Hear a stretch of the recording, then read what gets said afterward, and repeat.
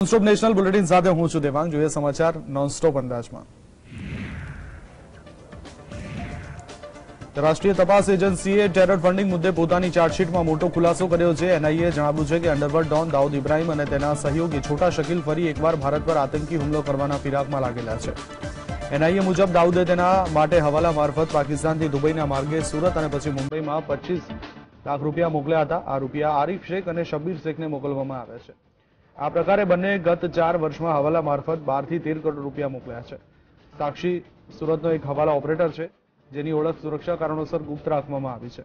નિવેદનમાં કહેવામાં આવ્યું છે કે તપાસ દરમિયાન તે જાણવા મળ્યું છે કે રાશિદ મરફાની ઉર્ફ રાશિદભાઈ દુબઈમાં વોન્ટેડ આતંકી દાઉદ ઇબ્રાહિમ અને છોટા શકીલના નાણાંને ભારતમાં મોકલવા માટે હવાલા મની ટ્રાન્સફરનું કામ સ્વીકાર કરતો હતો. ચાર્જશીટમાં દાઉદ શકીલ અને તેના સાળા સલીમ ફ્રૂટ, આરિફ શેખ અને શબ્બીર શેખનો ઉલ્લેખ કરવામાં આવ્યો છે. અંતિમ 3ની ધરપકડ કરી દેવામાં આવી છે. એનઆઈએની ચાર્જશીટમાં જણાવાયું છે કે કઈ રીતે 25 લાખ રૂપિયા પાકિસ્તાનથી આતંકવાદી પ્રવૃત્તિ માટે ભારત મોકલવામાં આવ્યા હતા. ચાર્જશીટ મુજબ ડી કંપનીના નિશાને દેશના ઘણા મોટા રાજનેતા અને ઘણી મોટી હસ્તીઓ છે. તેમણે ભારતના અલગ અલગ શહેરોમાં તોફાનો કરાવવા માટે મોટી રકમ મોકલી હતી, જેમાં ભારતની રાજધાની નવી દિલ્હી અને મુંબઈ સૌથી ટોપ લિસ્ટમાં હતી.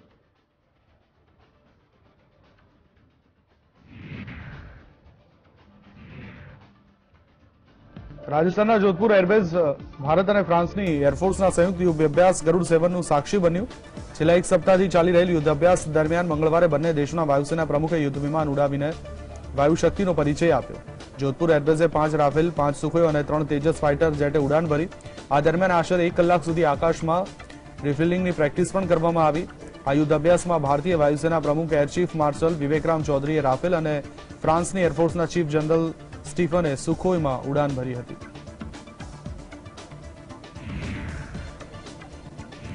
એરફોર્સના પ્રદર્શન દરમિયાન ભારત અને ફ્રાન્સની વાયુસેનાના પ્રમુખોએ યુદ્ધ વિમાનમાં કો પાયલટ તરીકે ઉડાન ભરી. તેમણે આશરે 1 કલાક સુધી વિમાન ઉડાવ્યા.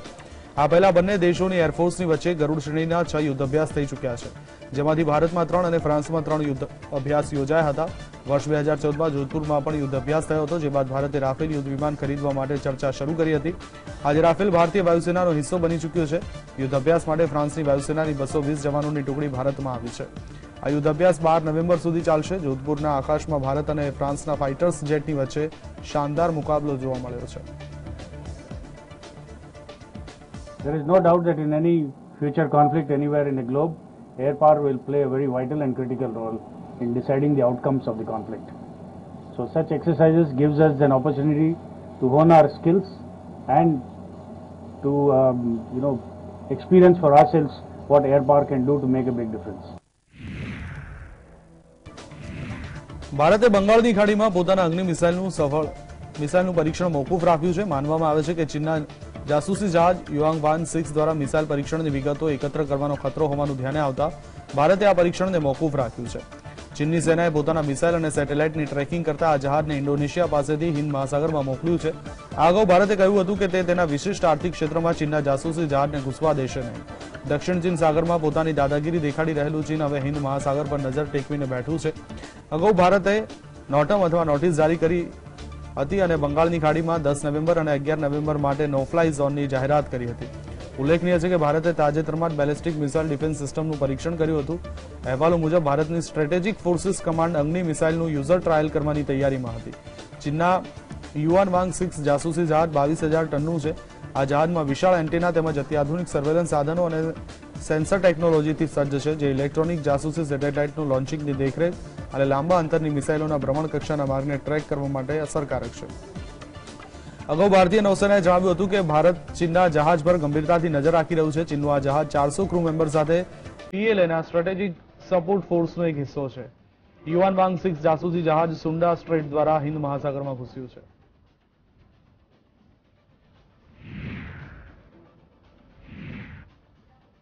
વડાપ્રધાન નરેન્દ્ર મોદીએ વિડીયો કોન્ફરન્સિંગ દ્વારા ભારતના G20 પ્રેસિડેન્સીના લોગો, થીમ અને વેબસાઇટનું અનાવરણ કર્યું. આ પ્રસંગે પીએમ મોદીએ કહ્યું કે 1 ડિસેમ્બરથી ભારત G20ની અધ્યક્ષતા કરશે.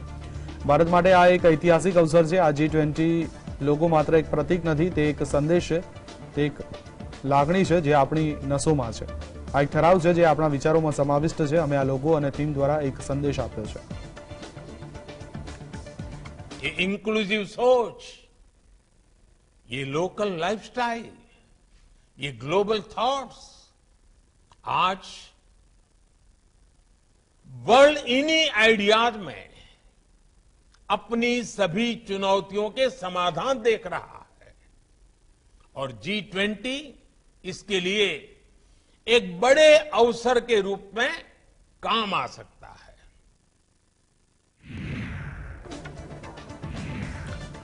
યુક્રેન અને રશિયા વચ્ચે ચાલી રહેલ યુદ્ધ વચ્ચે ભારતના વિદેશ મંત્રી એસ જયશંકર ફરી એકવાર મોસ્કોના પ્રવાસે છે। આ દરમિયાન તેમણે તેમના રશિયન સમકક્ષ સર્ગેઈ લવરોવ સાથે બેઠક કરી અને યુક્રેન યુદ્ધને લઈને ફરી એકવાર શાંતિનો સંદેશ આપ્યો।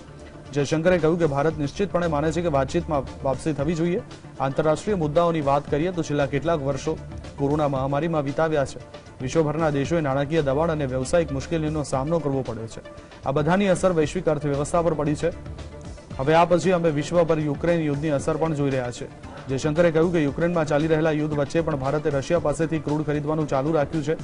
પશ્ચિમી દેશોના તમામ વિરોધ છતાં પણ આ વેપાર ચાલુ રહ્યો છે। ભારત અને રશિયા બહુધ્રુવીય અને નવા સંતુલન વિશ્વમાં સ્થિર સંબંધ ધરાવે છે। તેમણે કહ્યું અમારો સંબંધ લાંબા સમયથી છે અને હંમેશા એકબીજામાં વિશ્વાસ રહ્યો છે। રશિયા પાસેથી ક્રૂડની ખરીદી અને પશ્ચિમી દેશોના દબાણ અંગે પત્રકારોના પ્રશ્ન પર એસ જયશંકરે કહ્યું કે એનર્જી માર્કેટ વિવિધ કારણોસર દબાણ હેઠળ છે। I think you can see the obvious interest and commitment I would have in keeping that relationship strong and steady. As regards, the oil supply issue, there is a, I mean, first of all, there is a stress on the energy markets. Okay, this is a stress which has been created by a combination of factors, but as today the world's third largest consumer of oil and gas, a consumer where the levels of income are not very high, it is our fundamental obligation to ensure that the Indian consumer has the best possible access on the most advantageous terms to international markets.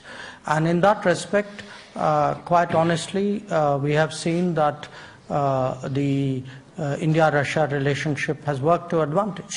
So if it works to my advantage, I would like to keep that going. અમેરિકાના પૂર્વ રાષ્ટ્રપતિ Donald ટ્રમ્પે કહ્યું છે કે તેઓ આગામી સપ્તાહે એક મોટી જાહેરાત કરશે। મંગળવારે અમેરિકામાં મધ્યવર્તી ચૂંટણી યોજાય છે ત્યારે ટ્રમ્પનું આ એલાન ઘણું જ મહત્વનું માનવામાં આવે છે।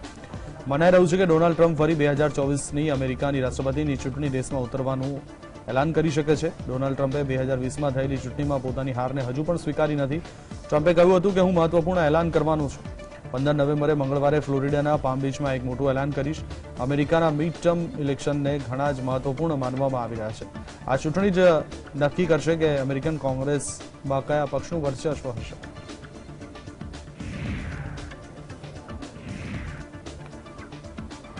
દિલ્હીની જેલમાં બંધ મહાઠગ સુકેશ ચંદ્રશેખર આમ આદમી પાર્ટી માટે મોટી મુસીબત બની ગયો છે। દિલ્હીથી લઈને ગુજરાત સુધી ચૂંટણીના માહોલ વચ્ચે આ ઠગે આમ આદમી પાર્ટી અને દિલ્હીના સીએમ અરવિંદ કેજરીવાલને લઈ અનેક સનસનાટીભર્યા દાવા કર્યા છે, જેના દાવાઓએ ભારતીય જનતા પાર્ટી અને કોંગ્રેસને મોટું હથિયાર આપ્યું છે। મહાઠગે દિલ્હીના એલજી વીકે સક્સેનાને ચોથો પત્ર લખી કેજરીવાલના રાજીનામાની માંગ કરી હતી અને અનેક મોટા આરોપો લગાવ્યા હતા। આરોપો ખોટા હોવાના આપના દાવાનો વિરોધ કરતા સુકેશે પૂછ્યું કે જો હું ખોટું બોલતો હોય તો અરવિંદ કેજરીવાલ અને સત્યેન્દ્ર જૈન તેમના પર કેસ પાછો ખેંચવા માટે કેમ દબાણ કરી રહ્યા હતા। સુકેશે કહ્યું છે કે આમ આદમી પાર્ટી જવાબ આપવાને બદલે શબ્દોના યુદ્ધમાં વ્યસ્ત હોવાથી તેને મીડિયા સામે આવવા માટે મજબૂર કરવામાં આવ્યો છે। સુકેશે પત્રમાં લખ્યું કે હું ચૂપ રહ્યો અને દરેક વાતની અવગણના કરી, પરંતુ તમારી ધમકીઓ અને જલ પ્રશાસનનું સતત દબાણ પંજાબ અને ગોવાની ચૂંટણી દરમિયાન સત્યેન્દ્ર જૈન દ્વારા પૈસા માંગવામાં આવ્યા અને તે પણ બેશરમીથી જ્યારે કે હું તપાસનો સામનો કરી રહ્યો હતો, પણ હવે બહુ થયું અને મારે આ બધું સહન કરવાની જરૂર નથી।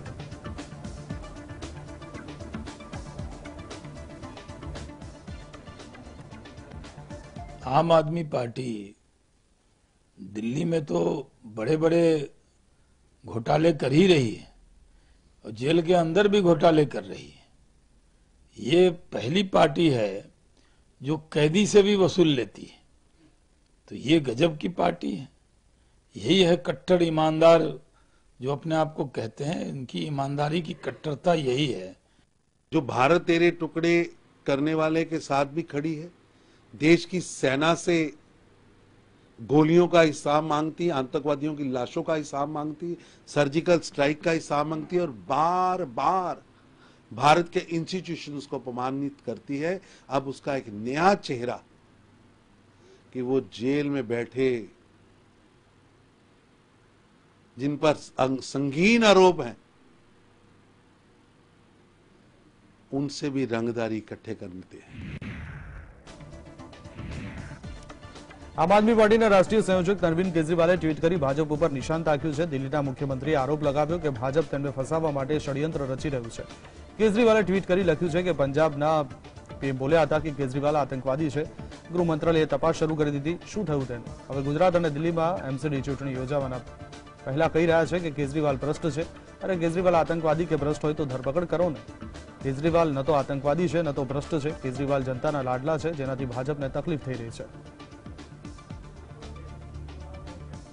8 साल में दिल्ली को धीरे धीरे किस स्थिति में लाके खड़ा कर दिया। इसलिए हमने कहा है एमसीडी की जो परिभाषा है वो हम बदलेंगे। एमसीडी भाजपा और अरविंद ने मोस्ट करप्ट डिपार्टमेंट भाजपा ने 15 साल में बनाया।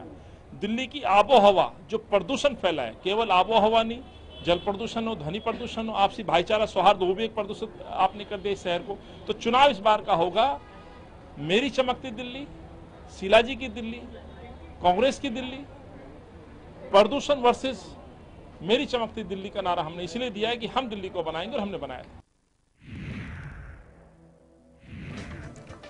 જેલમાં કેદ માઠક સુકેશ ચંદ્રશેખર સતત આમ આદમી પાર્ટીને લઈ એક બાદ એક અમુક સનસની દાવા કરી રહ્યો છે। ત્યારે ભાજપ સાંસદ મનોજ તિવારીએ સુકેશ ચંદ્રશેખરના દાવા પર અરવિંદ કેજરીવાલ વિરુદ્ધ નિવેદન આપ્યું છે। મનોજ તિવારીએ કહ્યું કે દિલ્હી સરકારના અસત્યની દરરોજ નવી નવી કહાણીઓ સામે આવી રહી છે। સીધો ભ્રષ્ટાચારનો આરોપ અરવિંદ કેજરીવાલ પર લાગી રહ્યો છે। જેલમાં કેદ ઠગ સુકેશે આરોપ લગાવ્યો છે કે તેના કરતા મોટા ઠગ અરવિંદ કેજરીવાલ છે। ભાજપ નેતાએ વધુમાં કહ્યું કે 2015થી સુકેશના સત્યેન્દ્ર જૈન સાથે સંબંધ છે અને તેણે આના પુરાવા પણ આપ્યા છે। ભાજપ નેતાએ કહ્યું કે અમે માંગણી કરીએ છીએ કે હવે આ મામલે આરોપ પ્રત્યારોપથી કામ ચાલશે નહીં। ભાજપ આ મામલે જોડાયેલી 3 વ્યક્તિ સુકેશ ચંદ્રશેખર, સત્યેન્દ્ર જૈન અને અરવિંદ કેજરીવાલનો પોલીગ્રાફી લાઈ ડિટેક્ટર ટેસ્ટ કરવામાં આવે, જેનું સીધું પ્રસારણ મીડિયામાં થાય। આનાથી સ્પષ્ટ થઈ જશે કે કોણ જૂઠું અને કોણ સાચું બોલી રહ્યું છે।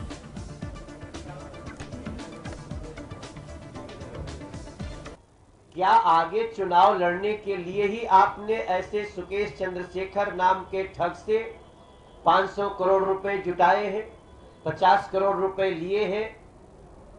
तो हमारी तो शंका यहां हो रही है कि इसी तरह जुटाए हुए पैसों से अब ये दूसरे चुनाव भी लड़ने के लिए हारे जीते चाहे सर्वे जो भी कहे, लेकिन लड़ने में लगे हुए हैं। ये भी एक जांच का विषय बनता है।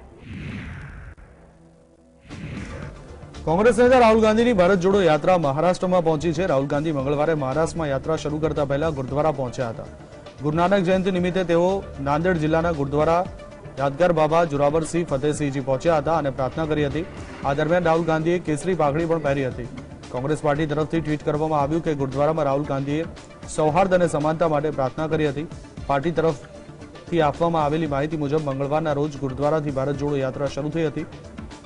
આ અગાઉ સોમવારના રોજ રાહુલ ગાંધીએ મશાલ લઈને મહારાષ્ટ્રની સીમામાં પ્રવેશ્યા હતા।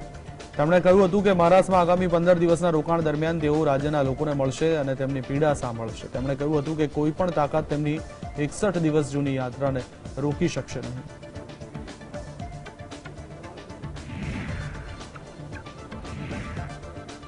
નોટબંધીના 6 વર્ષ પૂર્ણ થવાના તબક્કે કોંગ્રેસના સાંસદ રાહુલ ગાંધીએ પીએમ નરેન્દ્ર મોદી પર કટાક્ષ કર્યો છે। કોંગ્રેસ નેતાએ નોટબંધીને લઈ વડાપ્રધાન નરેન્દ્ર મોદી પર પ્રહાર કરતા કહ્યું કે નોટબંધી 2-3 અબજપતિ મિત્રોને ફાયદો પહોંચાડવા માટે કરવામાં આવી હતી। તેમણે પોતાના ટ્વીટમાં પીએમ મોદી પર કટાક્ષ કરતા પીએમ લખ્યું છે। મહત્વપૂર્ણ છે કે વડાપ્રધાન નરેન્દ્ર મોદીએ 8 નવેમ્બર 2016ના રોજ અર્થતંત્રમાં ભ્રષ્ટાચાર અને કાળા નાણાંની સમસ્યાને દૂર કરવાના ઉદ્દેશ્ય સાથે 500 અને 1000 રૂપિયાની ચલણી નોટોને બંધ કરી દીધી હતી। भारत के प्रधानमंत्री ने कहा था 50 दिन के बाद अगर कुछ मैं स्थितियां नहीं संभाल पाया तो आप जो चाहे वो कर, हमें कुछ नहीं करना। हमें मोदी जी को कुछ भी अपशब्द नहीं बोलना, वो भारत के प्रधानमंत्री है। हमें कोई कोड़े भी नहीं मानने। उन्होंने कहा था मुझे जिस चौराहे पे बुलाओगे वहां आ जाऊंगा, नहीं बुलाना। मोदी जी आप प्रधानमंत्री हो, हमें कोई चौराहे पे नहीं बुलाना। पर एक व्हाइट पेपर तो निकाल के बोलो कि 6 साल में नोटबंदी ने देश को क्या दिया, क्या पाया। મુંબઈની એક કોર્ટે લોકસભા સાંસદ નવનીત રાણા અને તેમના પિતાની વિરુદ્ધ નકલી જાતિ પ્રમાણપત્ર કેસમાં નવું બિનજામીનપાત્ર વોરંટ ઇસ્યુ કર્યું છે. આગામી સુનાવણીની તારીખ 28 નવેમ્બરે યોજાશે. જ્યારે કોર્ટમાં આ કેસ સુનાવણી માટે આવ્યો ત્યારે પોલીસે નવનીત રાણા અને તેમના પિતાની વિરુદ્ધ વોરંટની બજાવણી માટે વધુ સમય માંગ્યો. જોકે કોર્ટે પોલીસની વિનંતીને ફગાવી દીધી અને તુરંત જ કાર્યવાહી માટે નિર્દેશ આપ્યો. આ પહેલા કોર્ટે સપ્ટેમ્બર મહિનામાં રાણા અને તેમના પિતાની વિરુદ્ધ બિનજામીનપાત્ર વોરંટ ઇસ્યુ કર્યું હતું, જેના પર અમલ કરવામાં આવ્યો ન હતો.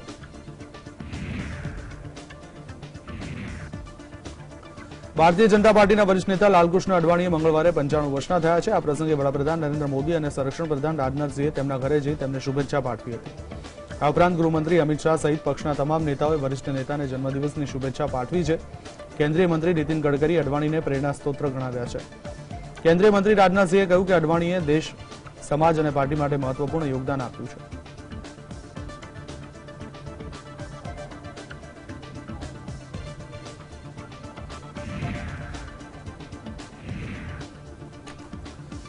ચીફ જસ્ટિસ યુ લલિત મંગળવારે નિવૃત્ત થયા છે. 74 દિવસ સુધી ચીફ જસ્ટિસ ઓફ ઇન્ડિયાના પદે રહેનાર જસ્ટિસ લલિતે એકથી વધુ બંધારણીય ખંડપીઠ રચવા અને કેસ લિસ્ટિંગ જેવા ઘણા મહત્વના નિર્ણય કર્યા. તેમના કાર્યકાળમાં 10,000થી વધુ કેસોનો નિપટારો થયો, જ્યારે મેરિટના અભાવમાં આશરે 13,000 કેસને ફગાવી દેવામાં આવ્યા. સુપ્રીમ કોર્ટના બાર એસોસિએશનના એક કાર્યક્રમમાં સીજેઆઈ યુ લલિતે કહ્યું કે હું જ્યારે આ પદ પર આવ્યો ત્યારે એક જ લક્ષ્ય હતું કે બંધારણીય ખંડપીઠ કામ કરે. એટલા માટે મેં 6 બંધારણીય ખંડપીઠ બનાવી, તમામ જજોને કોઈને કોઈ ખંડપીઠમાં રાખ્યા. મેં તમામ જજની સાથે વાતચીત કરી અને કામકાજની વહેંચણી કરી કે જેથી કેસોનો ઝડપથી નિકાલ આવે. હવે હું મારા કામથી સંતુષ્ટ છું અને મારો વાયદો લગભગ પૂર્ણ કરી ચૂક્યો છું.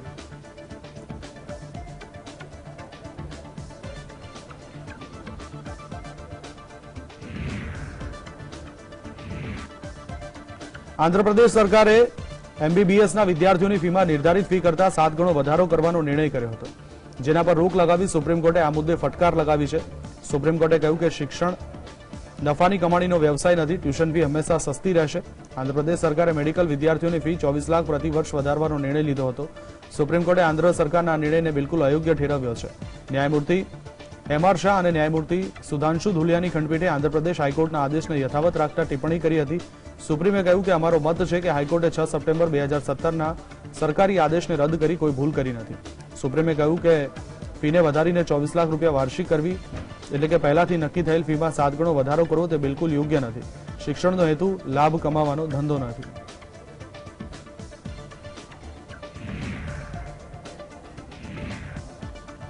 સંયુક્ત રાષ્ટ્રના પ્રમુખ એન્ટોનિયો ગુટરેસે ઇજિપ્તમાં મહત્વપૂર્ણ COP27 સંમેલનમાં કહ્યું કે યુદ્ધની તુલનામાં જળવાયુ પરિવર્તન 3 ગણું વધારે વિનાશકારી છે.